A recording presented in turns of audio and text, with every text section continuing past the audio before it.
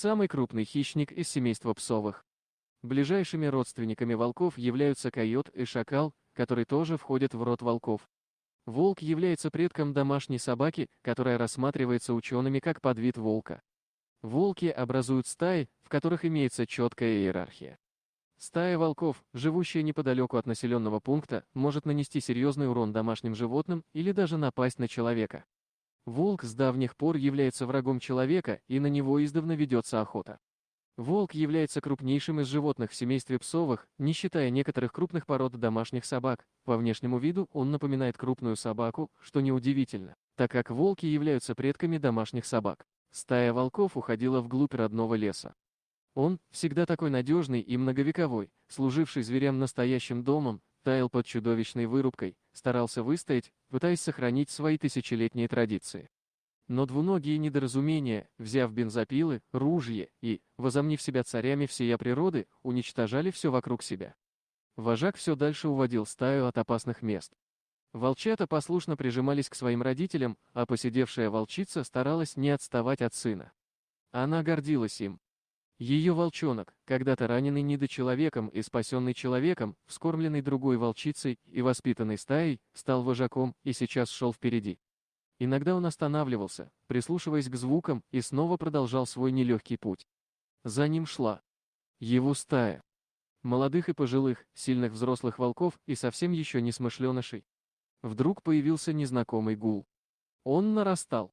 Над их головами пролетела винтокрылая машина и, почти задевая огромные кедры, приземлилась.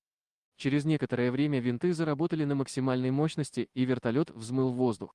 Прохор чувствовал волчью стаю. Десятки лет, прожитых в тайге, рядом с ее законными хозяевами, научили его быть частью этого мира. А пришельцы на вертолете сейчас совсем были не кстати. Понимая, что вновь начнется пальба, он обнял жену, взял ружье и направился к месту посадки непрошенных гостей.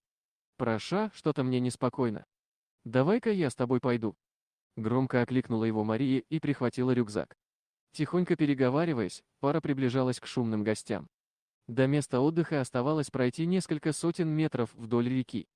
Оставалось несколько минут до рокового выстрела и страшного нечеловеческого воя.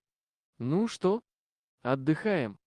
Давайте поляну накрывайте, а я сына научу стрелять. У меня тут места знакомые. Отойдем с ним немного. Разбивайте пока лагерь. Антоха, пойдем. Ты же хочешь стать настоящим мужчиной?» Прозвучал уверенный и надменный голос хозяина жизни. «Андрей, зачем ему охота? Разве нельзя без этого? Ты же обещал рыбалку, а не стрельбу». С горечью промолвила молодая красивая женщина и поправила свои черные, как смоль, волосы. «Татьяна, не лезь в мужское воспитание», — отсек ее муж. «Пап, а что для этого нужно? Мы будем стрелять?» — спросил мальчуган. «Ты должен вернуться с добычей. Это главное. Нет разницы, кого ты подстрелишь. Заяц, волк, белка, ежик, олень. Да хоть сам медведь. Папа, а мне жалко их всех. Они же без оружия. Это нечестно». Срываясь на плач, сказал паренек. «Не будь слюнтяем. Мужчина — добытчик. Мужчина — сильный. Мужчина — царь. Я здесь подстрелил волчару. А волки — наши враги». Не знал тогда мальчишка, что его отец несколько лет назад выстрелил не в волчару, а в беспомощного волчонка. И что этот самый волчонок выжил и сейчас находится всего лишь в сотне метров от них. Что неподалеку та самая мама-волчица, которая когда-то принесла людям своего умирающего сыночка. Татьяна почувствовала неладное, но ей в голову даже не могла прийти мысль, что ее сын может оказаться на месте того самого волчонка. Волки насторожились и глядели на своего вожака. Он стоял неподвижно. Неожиданно появился тот самый запах. Запах смерти. Такой сладковатый и приторный. И до боли знакомый. До той самой боли, когда в него влетела пуля и чудом не убила, оставшись в его маленьком тельце. Мать тоже запах почувствовала, ощетинилась, оскалила свои все еще смертоносные клыки. Взрослые самцы, как по команде, собрались вокруг вожака. Им предстояла битва. Смертельная, жестокая, но справедливая. За жизнь, за детей, за будущее стаи. Волчицы смиренно отводили своих детенышей все дальше и дальше от двуногих чудовищ. Волчица оглянулась на своего сына. Он стоял сильный и уверенный. Весь в отца. Крупный, отважный, невозмутимый. Как ты ружье держишь? Бестолковый. Сколько раз тебе повторять? Прорычал мужчина и выхватил ружье у сына. Андрей. Андрей. Волки, Андрюша, волки, прошептала дрожащим голосом женщина и прижала к себе сына. Вожак смотрел в упор в глаза своему несостоявшемуся убийце. Тот вскинул ружье и нажал на курок. Осечка. Волки сжимали кольцо. Снова вскинуто ружье и вновь осечка. В ужасе Андрей бросил ружье на землю и прозвучал выстрел. Безжалостный свинец пронзил грудь мальчишки. Он обмяк и начал сползать вниз. Мама в ужасе смотрела на него и не могла поверить в реальность происходящего. Всего лишь мгновение назад было все по-другому. «За что?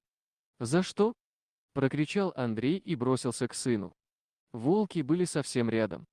Вожак стоял в нескольких шагах, оскалил клыки. Андрей попятился и на четвереньках стал отползать назад, в кусты. Волк последовал за ним. Мать прижимала сына к своей груди и даже не могла кричать. Из ее груди вырывался вой, протяжный, горестный, молящий о помощи. Волки окружили людей и не смели приблизиться. Женщина продолжала выть, прижимая к себе сына. Вдруг появилась старая волчица. Ей была понятна боль этой женщины. Терять своего ребенка невыносимо. Она села совсем рядом с людьми. Прохор с Марией выскочили на поляну и замерли. Несколько волков окружили женщину с ребенком и старую волчицу. Та озиралась по сторонам и скалила клыки, пытаясь не допустить казни над людьми. Из кустов уверенной поступью вышел вожак. Он грозно осмотрелся, подошел к матери с ребенком и увел стаю. Старая волчица последовала за ними. Отойдя на несколько десятков метров, она повернулась и легла на землю, наблюдая за происходящим. «Будет жить. Вовремя мы подоспели. Легкая не задета. Болевой шок. Скоро пройдет», — промолвила Мария и оглянулась на волчицу. Та продолжала лежать, как тогда, несколько лет назад, около их с Прохором дома. Волчица вильнула хвостом и сделала несколько шагов к людям. Татьяна аккуратно гладила сына по голове. Она почувствовала на себе взгляд.